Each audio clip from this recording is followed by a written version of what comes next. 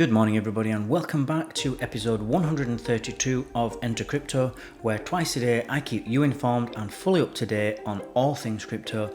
If you're interested in that, then subscribe to the channel. I put out a new video every 12 hours.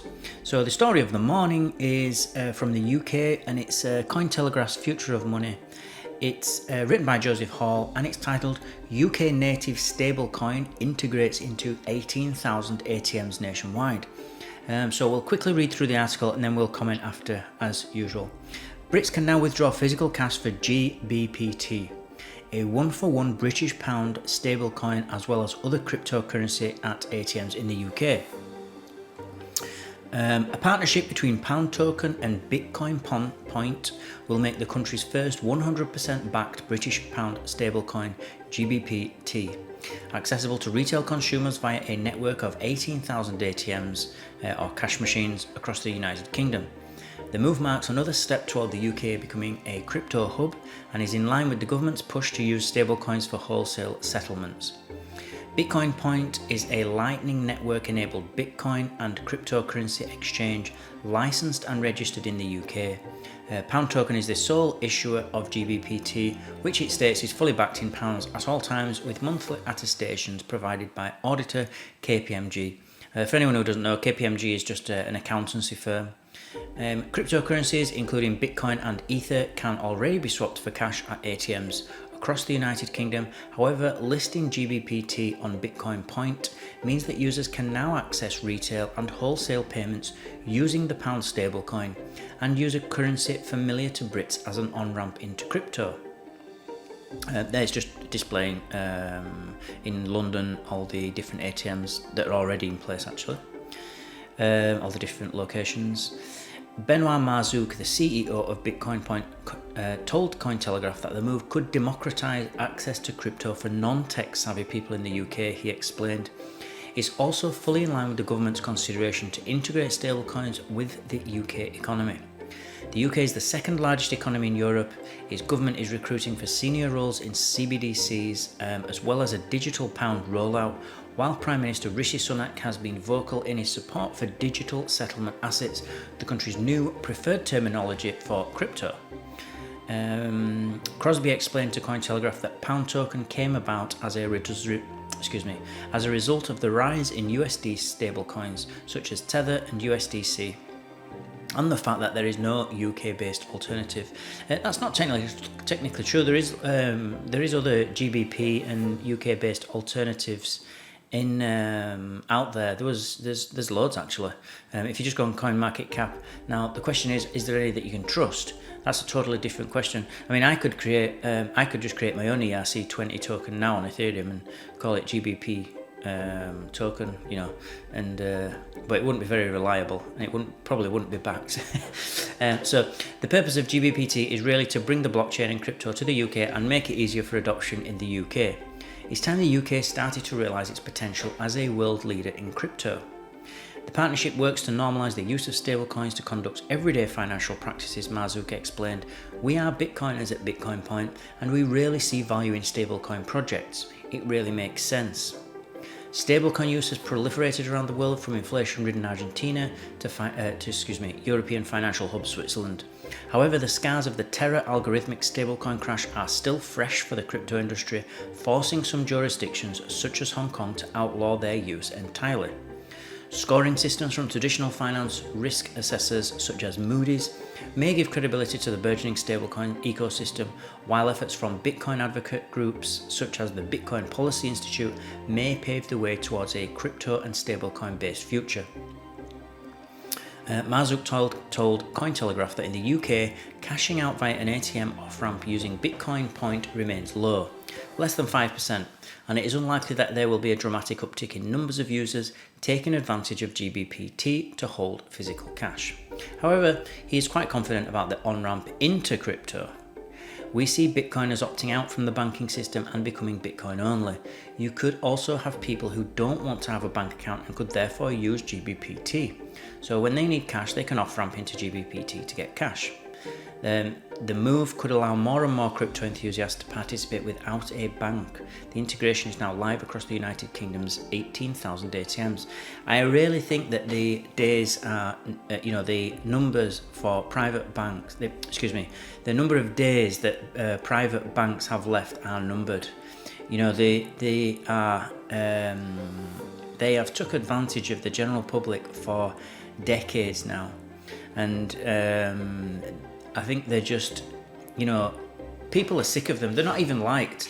Like people in the not just in the UK, but in Europe and in the West, they just don't like banks. And you never hear anybody, saying that they've got a brilliant bank or that the bank's amazing or something. They're just crap.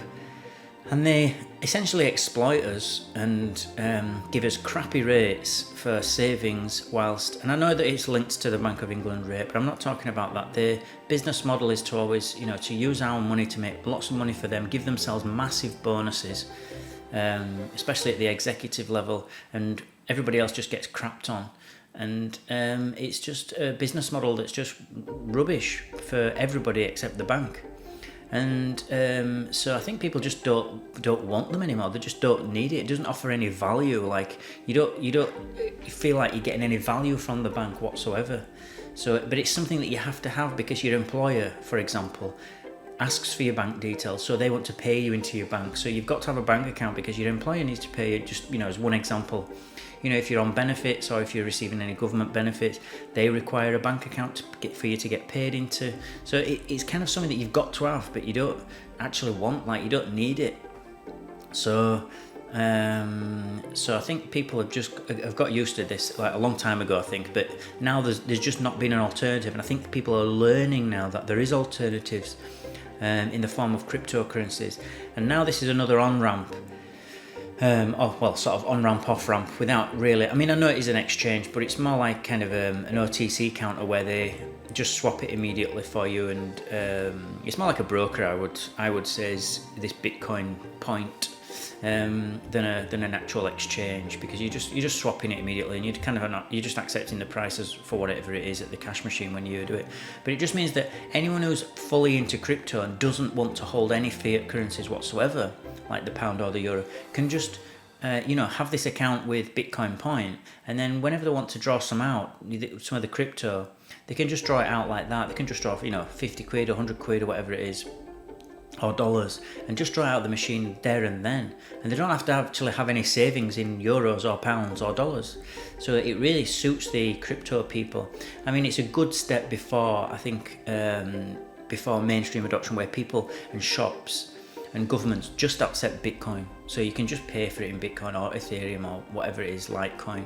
And this is kind of the next stage, but the important thing is that we're moving in the right direction all the time. This is very threatening to banks, to private banks. This is this actually threatens their entire business model. If people decide that they just don't want to hold euros and pounds and dollars, they don't want a savings in that because it's getting smashed because of inflation every year, and that their purchasing power of their saving is dwindling by like 9%, I think it is in the UK, or 10% every year as it's been recently.